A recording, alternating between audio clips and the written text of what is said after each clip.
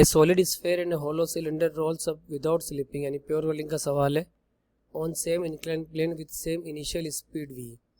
So you will say this is the inclined plane, angle of inclination is theta, and here there are two objects, one is the cylinder, but that cylinder is a hollow cylinder, so I will write hc. Another is the solid sphere, I will write ss. Both are projected with same speed v. The sphere and cylinder reaches up to maximum height h1 and h2. Sphere की height है h1, cylinder की height है h2. The ratio of h1:2 is this, n की value निकालनी. तो मान लो maximum height है h है, जहाँ तक ये पहुँच गया. अब बेसिकली a पॉइंट पे जो एनर्जी होगी, that point energy will be here. It means we will say total energy at a must be equal to total energy at b.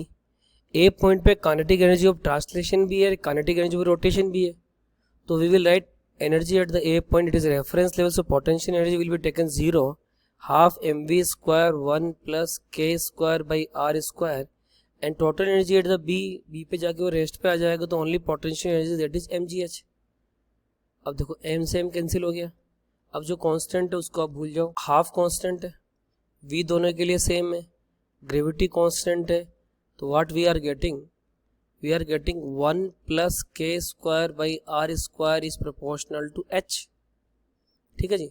अब k square by r square, अगर solid cylinder का सवाल आ गया तो solid cylinder के लिए value कितनी होती है 2/5, और k square by r square अगर होलो सिलेंडर की सिचुएशन, सॉलिड स्फीयर के लिए 2/5, होलो सिलेंडर का आ गया, होलो सिलेंडर के लिए कितना होता है, इसका वैल्यू 1.